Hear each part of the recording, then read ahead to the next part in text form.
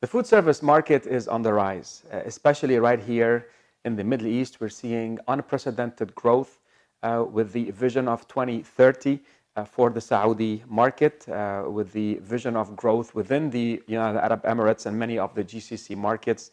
This is a channel that is hot and that many companies are looking to capture at this moment.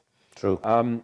Today I am with a dear friend, a partner, somebody that I work with quite closely, and we're going to share with you some true insights that can really help you and your businesses to maximize your growth within that field. So how are you, Doc? Very well, thank you. It's a pleasant day today. Amazing. So Dr. Elie Daher and I have worked on multiple food service projects, whether it's food manufacturers, food distribution organizations within this geography in here. So, Doc, just just some of our discoveries and findings.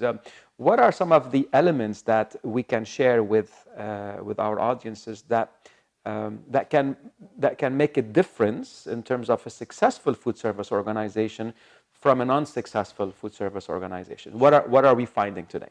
Very good. I'm glad we're talking about this, because the first call that we normally receive, you and I, is how do I increase my sales? My sales are lagging, or I have good growth on sales, but it's not structured. The other question that we typically have, how do I make it sustainable? So these are 3-4 questions that always come to us as a first call of the order of the day. Then when we engage further and we discuss with the leaders on the root causes of why they don't have an increase in sales, or why is it not structured, or why they cannot be dominant in the market, which they wish to do, we find really 5 key elements that need to be addressed. The first one is really from the overall vision and mission of the company. Do they have a clear direction of where they want to be in the next few years? They want to be dominant in market. Let's take that as an example, right? Right, and a lot of organizations have this as their aim, to be the preferred food service distribution company, to be the go-to partner, and this is easier said than done. Always number one. Why can't we be number 2 or number 3? Right. But the question is, dominant in what? Right? Is it dominant in the fine food market? Is it dominant in the QSR market? Is it dominant in coffee shops? You need to define your dominance, because that takes a lot of actions after that to really restructure the organization, match your channels to the products that you have, to the distribution channels that you have, to the language that you will have with the sales professionals that you have put there on the floor, on the ground, because they have different acumen, different competencies, and so forth, to really be able to be efficient in ensuring the growth and the penetration. So this is quite interesting. One of the elements of a mission and vision, a lot of time it gets to be a bit ambiguous. I want to be the number one in this within they call it the HoReCa channel. What I'm hearing from you here is, HoReCa is quite broad, and maybe internally there is a part of structuring even that vision further to say we want to win in this market, we want to win in this channel, we want to win it with this type of customers, and from that premise we then work backwards to saying, well, what do we need in order to be dominant here? How do we better serve the coffee shops? Because the needs of a coffee shop might be different than the needs of a hotel, and the needs of a hotel is different from the needs of a QSR or today some of the casual dinings that are coming and popping up left and right within the market. Great. So once you define really where you want to be dominant, which channel you want to be in, then you have to focus your organization. So how do you focus your organization? Basically, you understand the market. So analyze your current customers. You have 2 sections, right? Phase 1 and phase 2. First is, let's understand your house. Let's understand your current customers. Right. How are they distributed? Right. How are you serving them? What's the commonality between them? What's the difference between them? Where is your 80-20 rule that's coming up? 80% of the revenue coming from normally your 20% of your customers or 20% of your of SKUs. So do this deep analysis to understand really where is your house and where is your market currently today, and develop a market strategy to increase that footprint with the current existing market, right? So this is where segmentation, targeting, and positioning phase one comes in play, addressing the current existing customers and SKUs you have. You know, it's great that you're sharing this, because what we're finding is a lot of organizations have built large, I would say, volumes haphazardly. In other words, they started acquiring customers left and right, and then all of a sudden they block all their organization in serving these customers, and administratively, operationally, they become, I don't want to say the word slaves, but they become slaves, because these customers are paying the bills. So how do we free up time? How do we actually be able to grow? The market is growing. I mean, some of the things we know, if you go on any of the platforms that offer food, there are thousands and thousands of restaurants. And one of the questions that distributors or food service organizations you want to always ask is, what's your grip? What's your current coverage? How many customers are buying from you? And if you don't know that, you know, compare how many are buying compared to how many can buy, then you're pretty much giving away that for others to take advantage of. Absolutely. And the way when we do this analysis, and you'll find the distribution of customers per salesperson is not correct, because if you want to focus on a certain channel, you need to really have efficiency in the selling process. So typically, and I've seen this, and we've seen that together, customers that have a 150-kilometer long journey for a sales professional going between coffee shops, restaurants, QSRs, and other institutions in a wide geographical area, where if you challenge that, you could have a smaller geographical area, and if you focus only on, let's say, fast food, you will find 500 restaurants of fast food in a very small geographical area. So the question is, why do you have to have the journey from A to B, covering 150 kilometers, covering the 3-4 different channels, selling a number of SKUs, because they're not always common, right? The coffee shops need syrups and all the other stuff, where the fast food needs some cooking material and ingredients to serve their fast food. So you cover a wider range of SKUs, longer trajectory, various channels, and this is inefficient. Challenge is, how can you segment that and target properly, so you create efficiency with less SKUs, more footprint in a particular channel or two, and efficiencies and productivity also in the selling process. I think this is music to my ear, the concept of, when is a sales professional selling? Driving, that's not selling. They're selling when they are face-to-face with customers, and what you're talking here is a bit about specialization and further penetration. So really having that better coverage within certain areas. So this has been quite useful. Great. So we've covered the vision, mission. We've talked a little bit about the way that the sales team is structured and what they're focusing on. What else we've done? Yeah, I think we also found organizational issues. What do you mean? Okay, so if you look at, so typically when you create a company, you have a certain ideal culture that you want to embrace and put forward. A lot of constructive elements in that culture. People help each other. People support each other. People they go and work as great as a team. As one team. As one team. Collaborative. Collaborative, exactly. And along the way, we start putting processes and systems.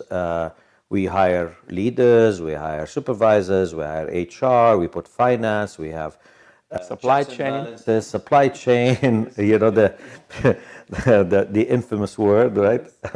So we tend to skew that ideal culture to current culture, and these current cultures are not always aligned with the ideal one. So they become more passive or more aggressive in nature.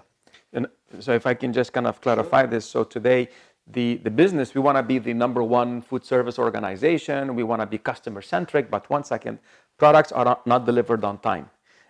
Forecast is not properly communicated.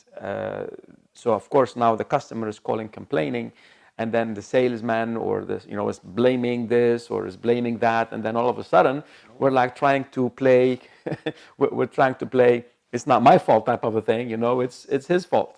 Yeah, and you lose also a lot of trust in each other, in each function, if you want to say, because if the sales person goes to the field and sells, and then supply chain does not deliver because they don't have a product, or the demand planner does not forecast those and have them in a hopper, the customer will not wait, and they will flock and then go to some other supplier.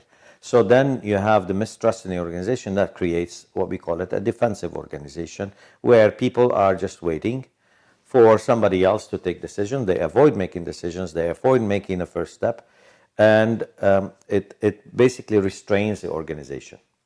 And this is a lot what we find when we get approached by companies, by company leaders. That is kind of like a silent killer. It's like it's there. And the leader is wondering what we want to do this. We have resources. We have put money. We have put structure. But what's going on? Absolutely, and it's like an iceberg, right? So the tip of the iceberg is what you see, but the issues are really buried underwater. Yes, right. So you'll see people resigning. You see people not happy. People are basically doing as they're told and not taking the extra mile. It's like hiring them for their hands, not for their brains as well, right? And this is when we hear things like, what does it matter? What does my opinion matters? Where I've shared that a couple of times and no one is doing anything. The boss ends up doing what's in his mind. And you wonder why its sales are not increasing. For example. Yeah. Yeah. So. So that's really an issue. So when you understand the culture and the causal factors of what's causing this culture, and particularly, I will give you some examples. How is your recruiting process? If, for example, your sales people, you need to expand in a territory, and it takes 30 days to find a salesperson, and another 30 days to onboard, and another 30 days to really get him in the business. You lost 3 months of production, and if one salesperson makes X number of dollars in sales, you lost 3 months times X of sales. Why? Because your recruiting process is rigid. The other one, why you have the high turnover in sales? The first place, yeah. Why are people leaving? Are you paying the right way? Are you motivating them the right way in terms of compensation? How are you placed within the benchmark of the food service? Right. Are you in the top 25 percentile, 50th percentile, 75, or you're out of the scale? And what happened, and we have that a lot, we see that a lot, that companies take the food service as a retail food. And then they benchmark everything on their processes, their pay scale, their recruiting, their competencies of salespeople based on the old model of retail. But it's not geared to the food service business element. Absolutely. So I want to maybe tackle one other element in here. You spoke a bit about maybe compensation. You spoke a bit about the scale on retail to compared to food service. But today that as a person, I'm not just attracted to money. There are other things that attract me to the job, and among them is the sense of belonging, is the sense of family. It's the collaborative approach that I'm having with my leader, with my colleagues, and of course, how do we see this actually reflected when we end up interacting and getting to see what's going on within the organization? Very, very good point. Very good point, because that's what you see when you analyze the culture, right? You see people are coming just to do their job, get their salary, and go home, rather than being, excited to come to the work because they feel they're part of the second home for them. The company is their second home.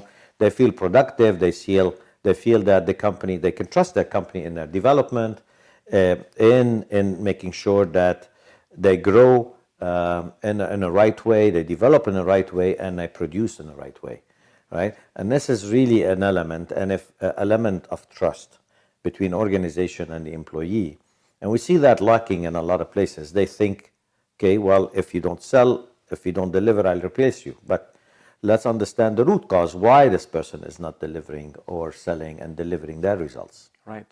I think there's a lot of gap when I also looking at sales leaders. And what I mean by sales leaders are the line managers of the direct sales force.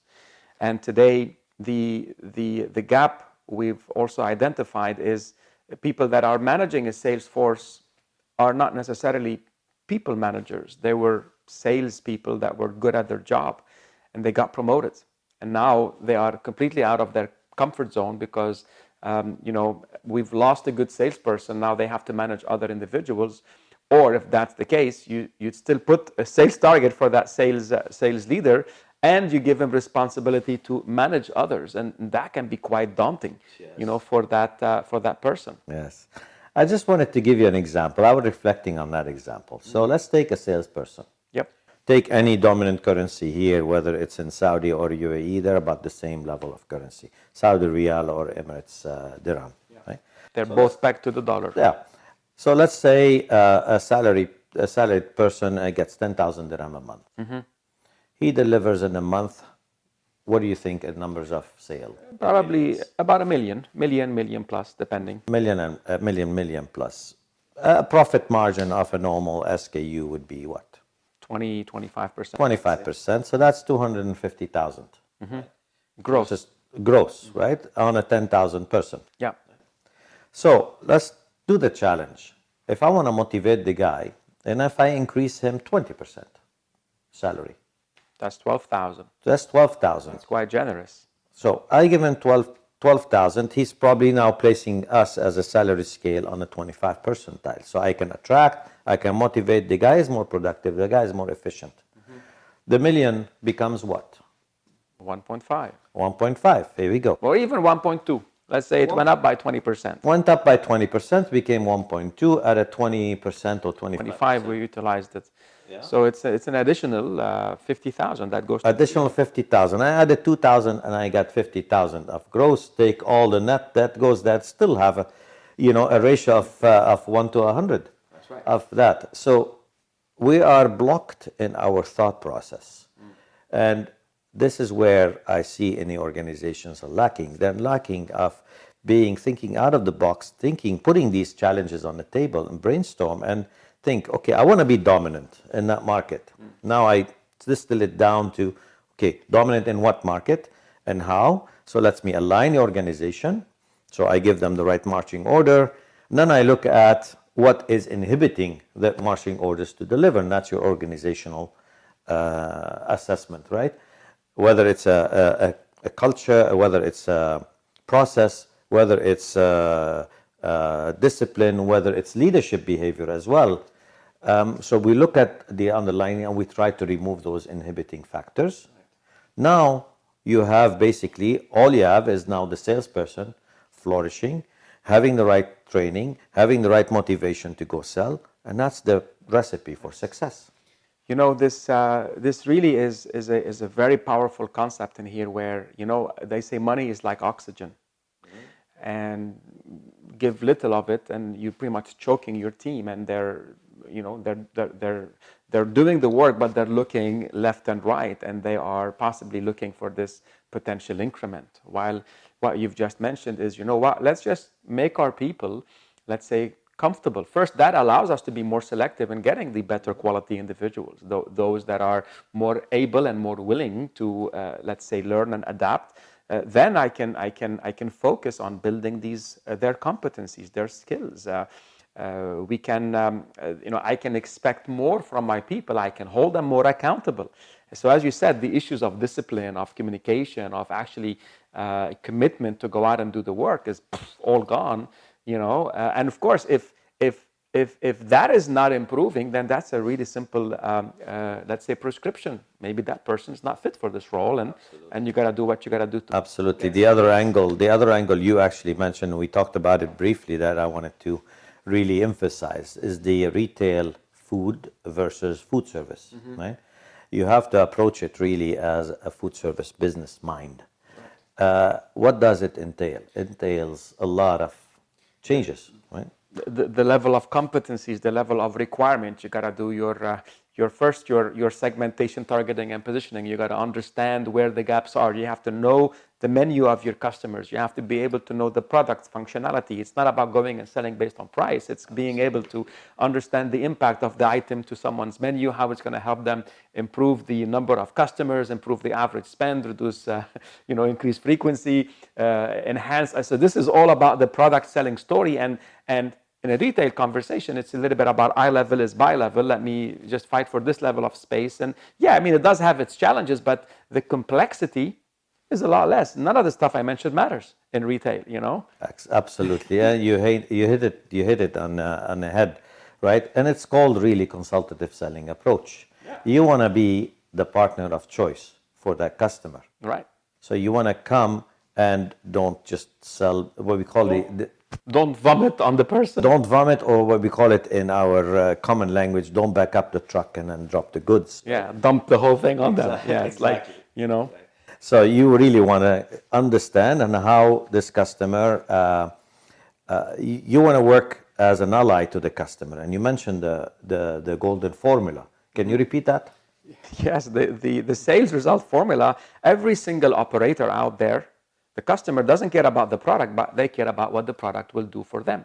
So I'm in business to make money, and how I make money is, number one, is I have to get sales. So every single operator has to, I call it the NAF. They want to get more number of customers. They want to get and improve an average spend in the outlets, and they want increased frequency. And they get more customers by innovating. So this is where insight-led sales conversations. So today, there are so many trends in the market. Consumers are demanding certain products be offered in outlets, and if they're not, then guess what? It's the death by choice. If the operator does not evolve his menu, does not innovate, does not keep driving these new innovations based on insights and trends, they'll be replaced by somebody else. On that, just if you pause here, I just want to let you remember one experience we did when we took the sales professionals, we put them in a room and we taught them ideation techniques from the design thinking method. Yes. What was the experience like?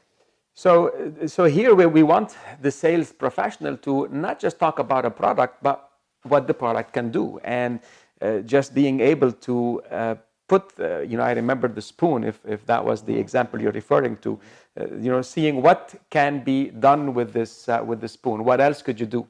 Or the circles, and seeing how can you come up with more options. So it really pushed people to go completely out of their comfort zone, to innovate, to keep reiterating and coming up with. Absolutely, and we walked them through 4 steps, right? The first one, observation, empathy, gather inspiration. So we give them some pictures of a restaurant. And then, okay, tell us what you see. What is the environment like? Who are the customers? How they're eating, how they're interacting with their families, are they young couples, they have children, and whatever, right? So that's the observations.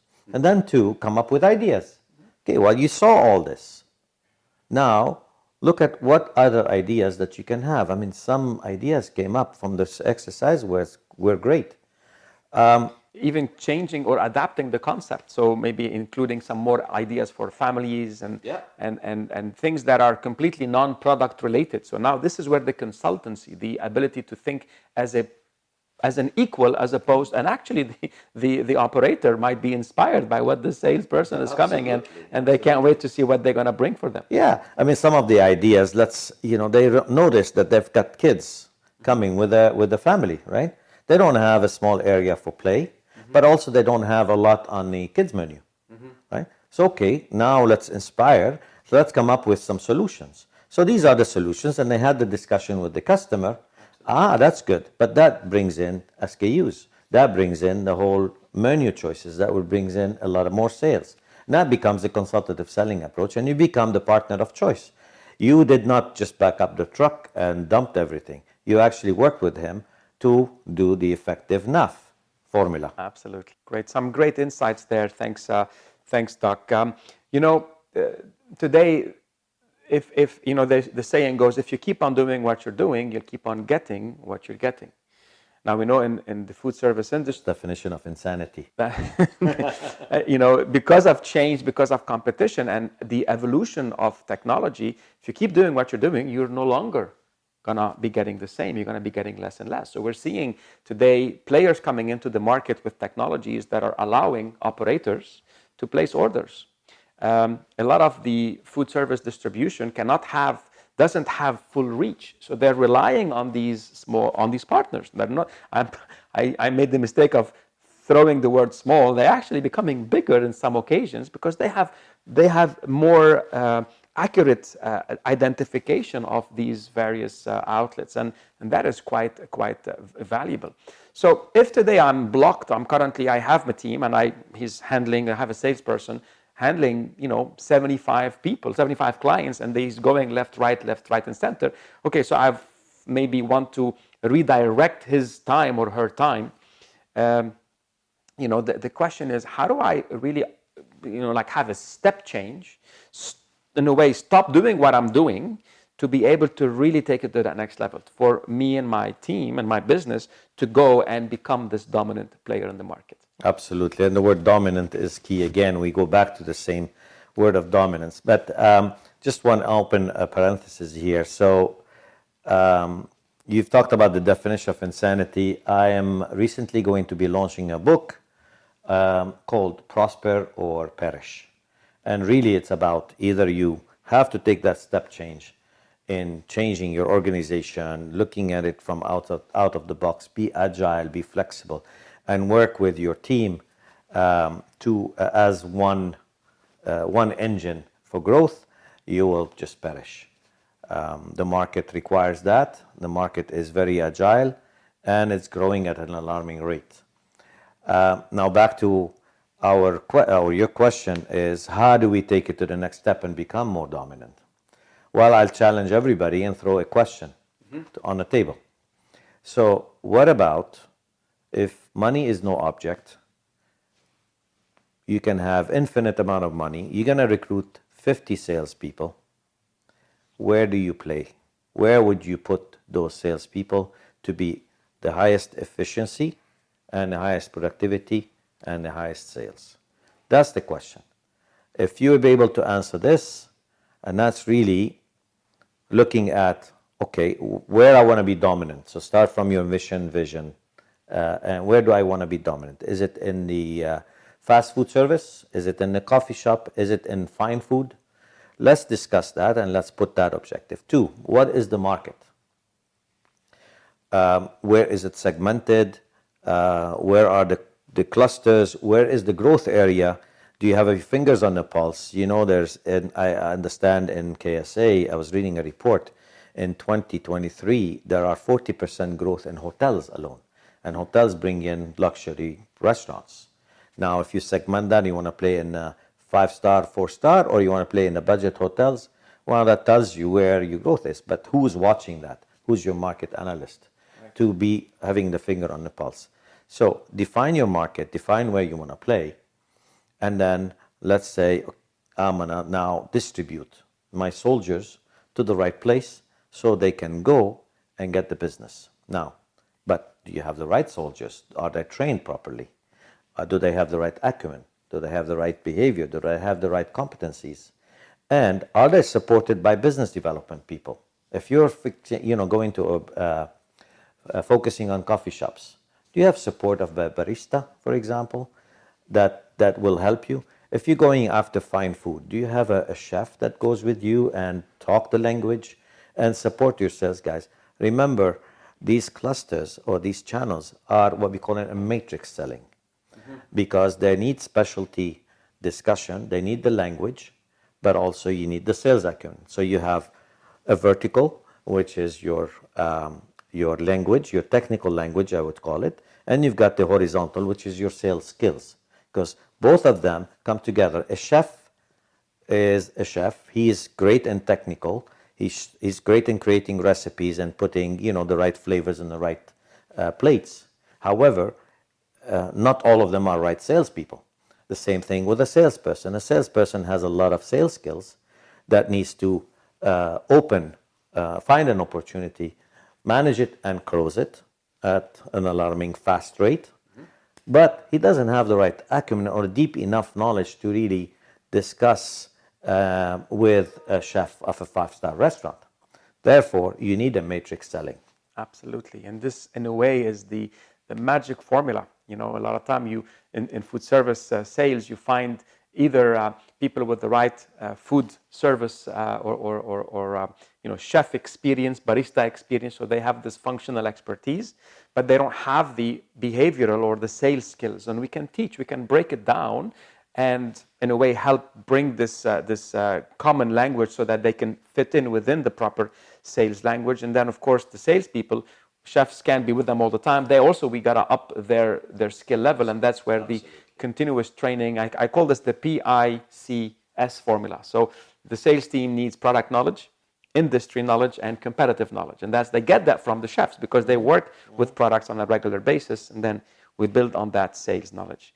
And that brings us to now the transformation. We started saying that you need to have a mind shift from a retail food to a food service. Mm-hmm. And that's basically the crux of a food service. If you still behave as a retail food, right, you don't have all these elements, you don't have those complexity. Well, you need to really understand the food service business and shift. And that's the secret recipe of success. Absolutely. I want to just bring the attention to one small element. See, I love this exercise. If money was no object and you could bring in 50 brand new people to your business, where would you place them? You see, if you ask this question, so if you ask someone, where can you get growth? Existing sales leaders or even business owners, a lot of time, if that question isn't asked first, they'll start looking at limitations. They'll see, well, if I cannot stop servicing my existing customers, I cannot do this, and see, we don't want to think of what can't be done. We want to think of what could be done. Yes. And that is the magical question, is to suspend any beliefs, suspend any old patterns, because this is how we've grown. We gradually started getting and growing, but today, in a market like, for example, the UAE, in the Dubai market, there are probably more than 10,000 plus potential customers out there, if not more. I don't know if any of the food service operators, if any one person, any one company has 10,000 plus outlet that they visit and service. I doubt. And I work with a lot of those organizations. Same thing in the Saudi market. We know that the size of the universe is over 30 plus thousand, and that number is growing just about on Hunger Station we went the other day, and we saw a total 20,000 registered outlets, from burger shops to pizza stores to sandwich stores to, you just name it. Yeah. Right, that are available, 20,000 registered on Hunger Station or some of the other platforms. And again, same number, there is a huge gap between the number of outlets being serviced by any one distributor and the potential in the market. So the key is to stop doing what we're doing, suspend, and then you can say identify and target to where to go, and then simply do the right steps to make it happen. I want to take this one step further. I don't know your views on Elon Musk. Do you like him? I don't like him. I don't dislike him. Neutral. Yeah. I'm sure everybody else who's listening to us has different views on it. Absolutely. But one thing you get from Elon Musk is a sentence: unlearn to relearn. Mm-hmm. And that's important, because unlearning, that's how his secret of success on the space mission. That's how his secret of success in building those electric vehicles with the batteries. So you unlearn. If you are set in your ways because you've been 20 years in the food service industry or food retail right. industry, right? You've been there for 20 years. You're set in your own ways. You have your processes, your systems and whatever. And what you're trying to do is twist them and match the food service. You're not going to succeed. You have to unlearn. You have to think about it as, let's put this on the side. This is a different baggage. Let me do a startup. That is exciting, that is nice, and it's completely different. So I'm unlearning. I physically and mentally take the accepted action that I'm not gonna put any of my assumptions and any of my previous 20 years of experience into this. Let's unlearn. Let's bring the fresh ideas together, and let's involve your team. Sit with them, brainstorm. How do we put it together? And that's the relearn factor. And then you'll have a much more agile organization, fit for purpose, and that you're on the path of dominance, if you like. And when people are contributing to to this vision, when they're contributing with ideas, then that becomes feel ownership. I'm exactly. completely bought on board to make it happen. Wonderful. So that has been just a small segment of some value addition that we wanted to share with you today. If any of what we've shared sounds familiar to you and you'd like us to you'd like to have a conversation, identify potential fit in terms of being able to help you unlearn to relearn and help actually drive, help you achieve your objectives, your goals, feel free to go ahead and reach us. So until next time. Until next time. Yeah, sell more, sell faster, and profitably. Thank you.